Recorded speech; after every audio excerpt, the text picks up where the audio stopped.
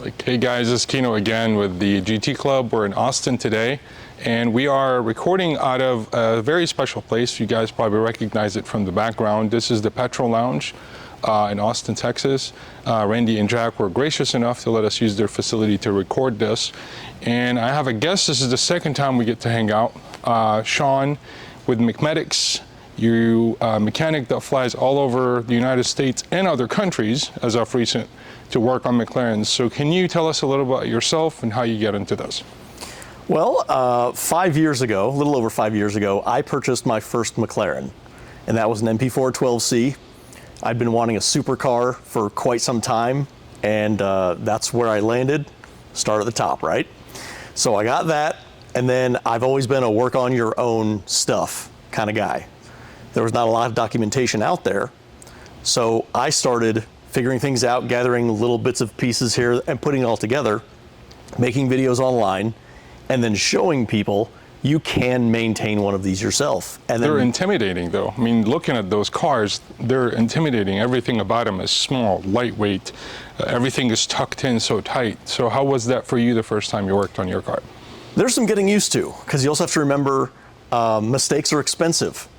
Very. So you make sure you have the best information possible, which is why I kind of gathered that beforehand, and I didn't get in the middle of it and say, I wonder what the torque spec for that is, and then can't find it.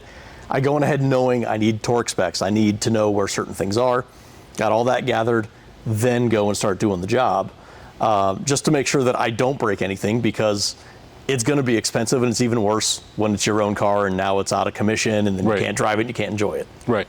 So what was your first interaction with a customer? How did that come about? Can you give us an example? Like, what did that look like?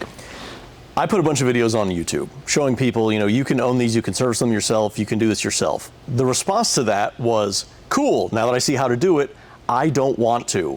Usually that's how it is. It's, I'm uncomfortable, it's out of my comfort zone, I work on my other cars, but this is a little too much, or I don't have the tools, or that kind of thing.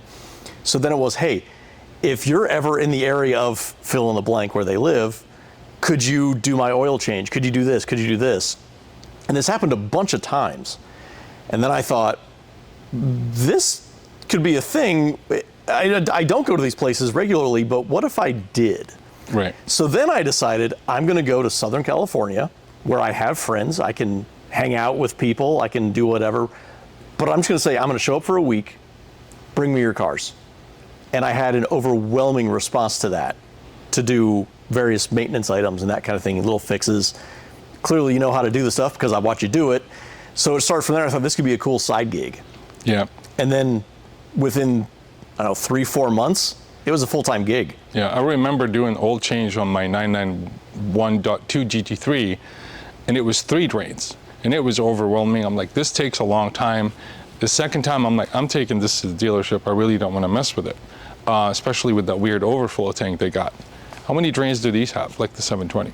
So the 720 is going to have 3 different drain spots. All of the 4-liter cars are 3 different drain spots. Does that include the turbo lines as well?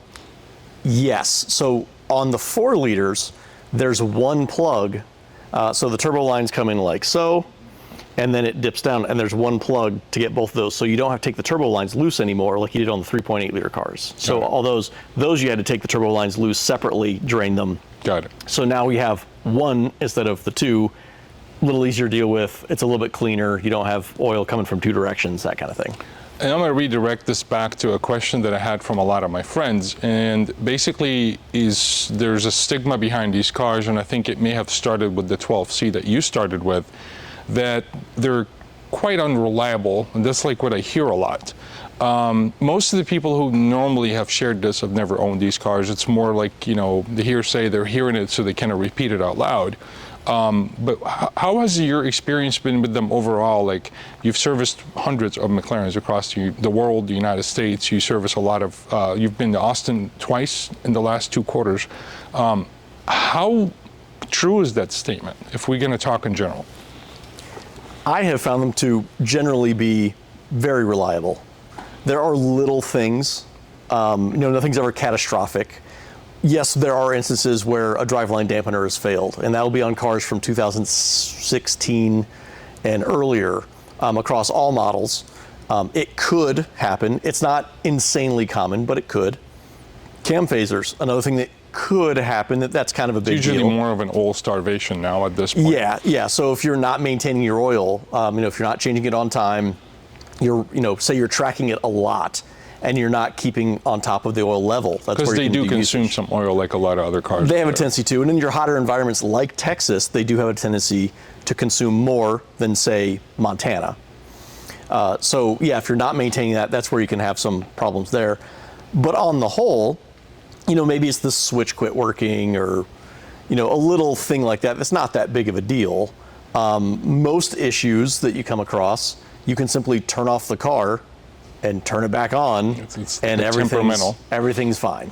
Yes, some of the things I've learned when I bought my first one of the service advisors at McLaren Houston, great guys, they service me, take care of me all the time.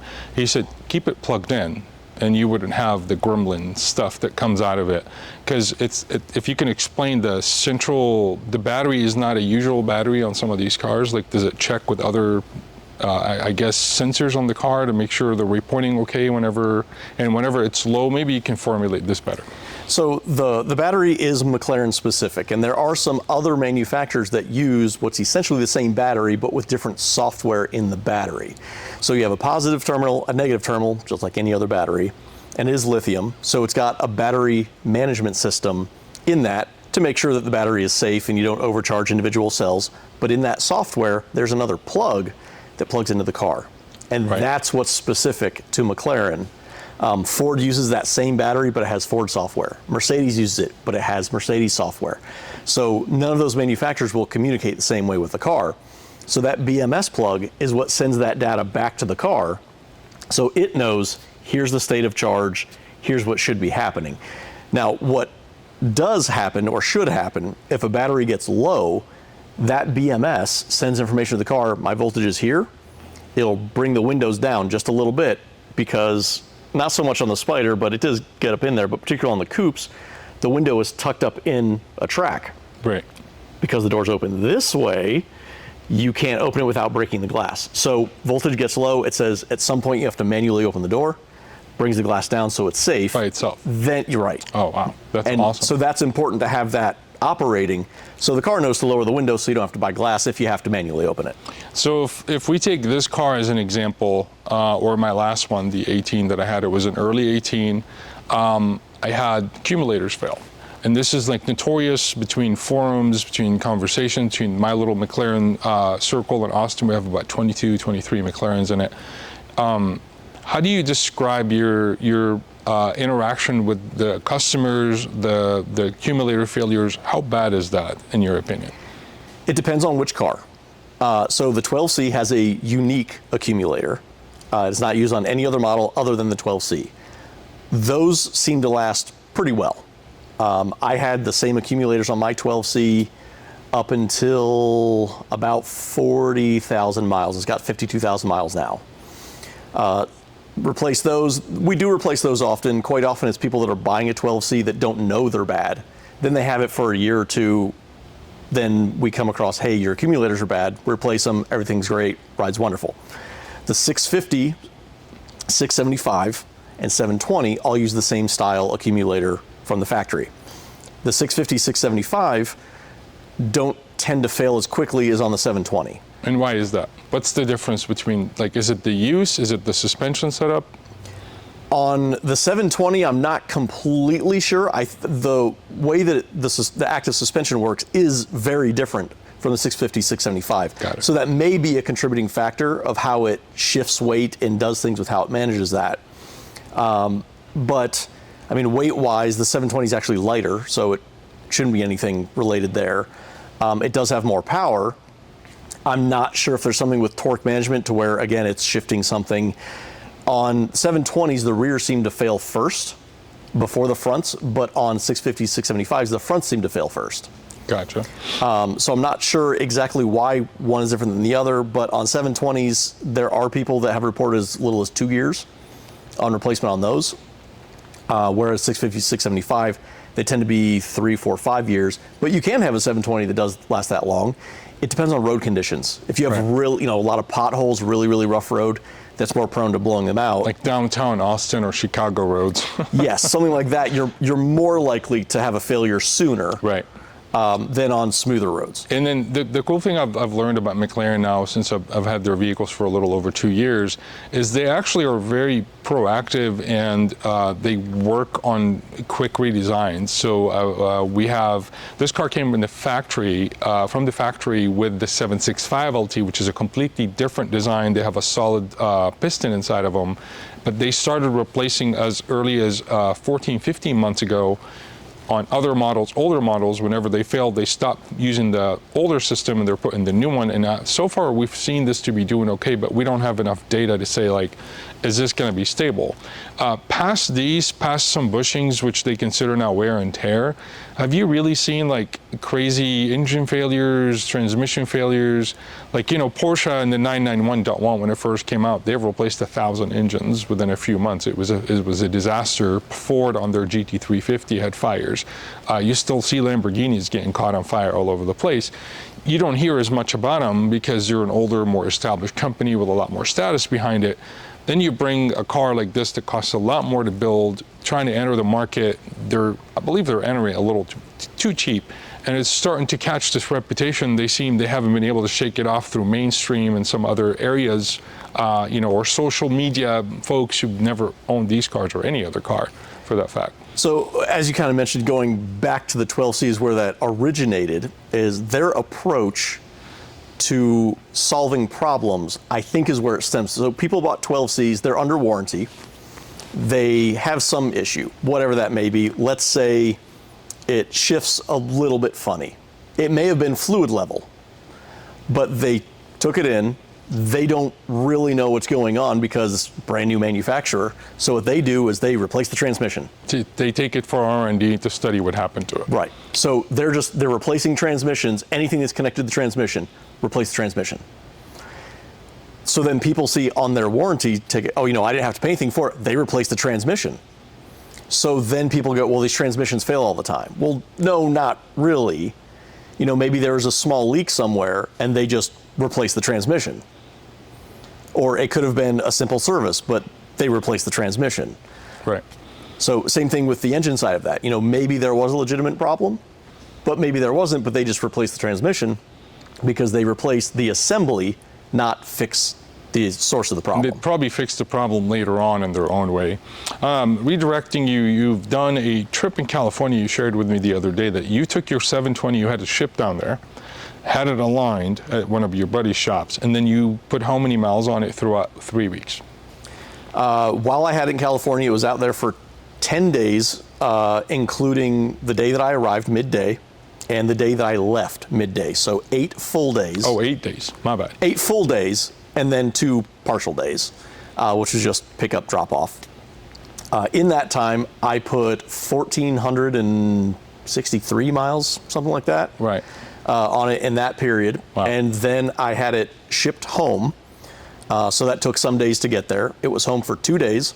Then I did a rally. That rally was in Kentucky. It was 6.5 hours away. In 4 days, I put 1,500 miles on it. Oh, wow. So you drive it, and the more you drive it, the better it performs, behaves, no problems, no hiccups. You haven't had any issues with it since you've last serviced it. Yeah, the 720 has been solid since the day I bought it. There was a few things that I knew in the inspection before I bought it that needed to be addressed. I got it home within the first week. I addressed all of those things. It's a used car, that's going to happen. Yeah. Addressed all those things. It's been fantastic since. And speaking of inspections, you did one today, you did one yesterday. So this is something you also offer to McLaren owners or to-be owners.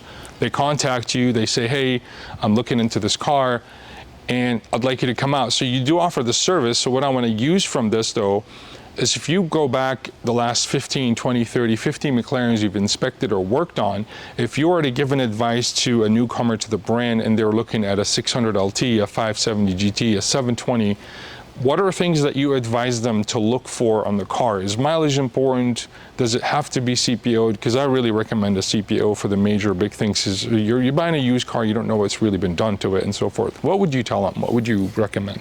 So it kind of depends what model you're looking at. If you're looking at one of the Sport Series cars, so that's going to be your 570, 600 LT, 620R, those don't have the accumulators that we were talking about, nor does the GT. Not to be confused with the 570 brand new GT. GT that came out in 2020. I think it was out in 19. 19. Yeah. Got it. But so that model, all those do not have accumulators, so that's not anything you have to worry about. The Super Series do have those accumulators we're talking about, and the Ultimate Series, which are going to be your P1, Senna, Speedtail, those have a completely different type of accumulator, but that's getting into much deeper, broader stuff. Right. So that's one thing to consider is looking at the car, knowing how it's supposed to drive. If you don't have any experience with the car and you go and drive one, you don't know if the accumulators are bad. So having somebody who drives them every day knows how it's supposed to drive, knows how it's supposed to shift, knows how it's supposed to handle when you go between modes. So you don't care kind of if 720 has 25,000 miles and someone's looking at it. That does not bother you. Right. If the customer is okay with the mileage, maybe they need to be in that mileage to fit their budget. That doesn't scare me. I have a 12C with 52,000 miles on it. And you maintain it yourself. And that car's number 362. If you look on the internet, it says all the early cars were the worst ones. That's an early car. I haven't had any problems with cam phasers. DLD is showing a couple signs that it might need replaced here, but it's 52,000 miles. I've done accumulators on them, 2 years ago. They're still good. Anybody who looks at the car will never believe the car's got 52,000 miles. And how many miles are your 720 on it now?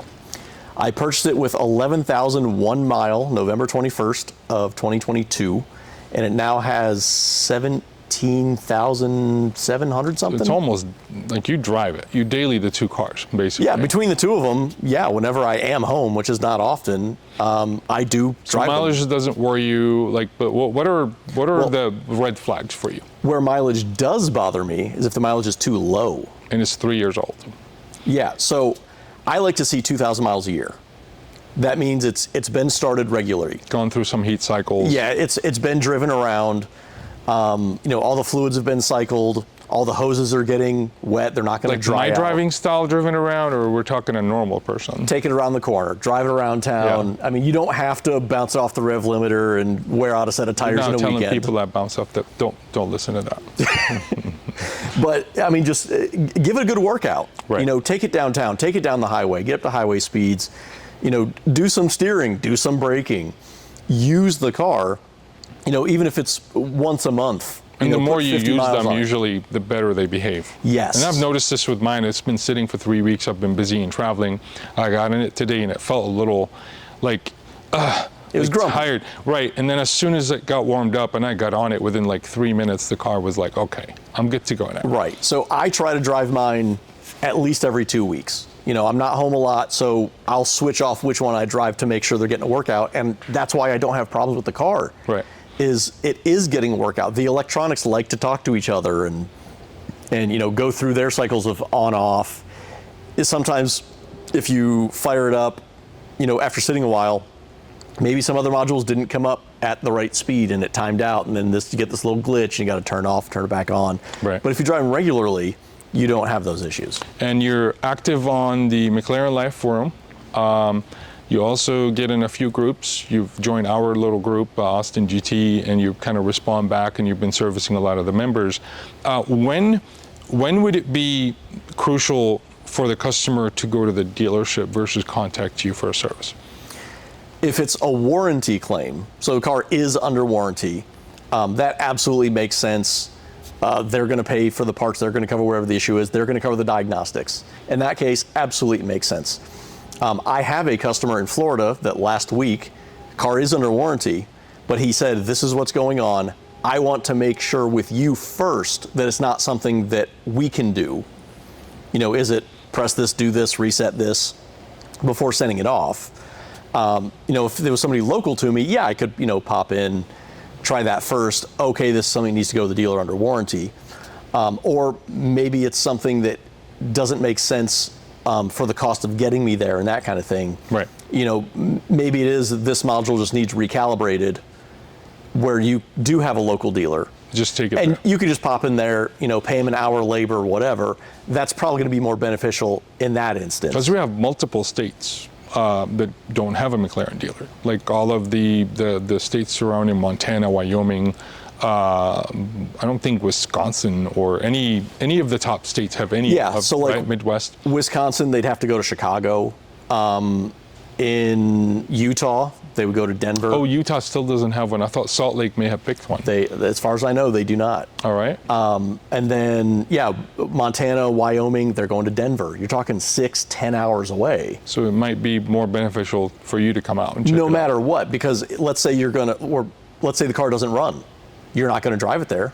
Well, you have I know, to I know transport that, it. for example, McLaren Houston will pick up cars all the way to almost Mississippi, actually, and they'll go as far as El Paso if they need to. Like that's their kind of range, and they have a way to bill to the warranty department or the warranty, part of McLaren Right. and so forth. If it's under warranty. If it's under warranty. But if correct. it's not under warranty, right, then the cost of getting me there can be Is cheaper. substantially cheaper then even towing it. than just one-way towing.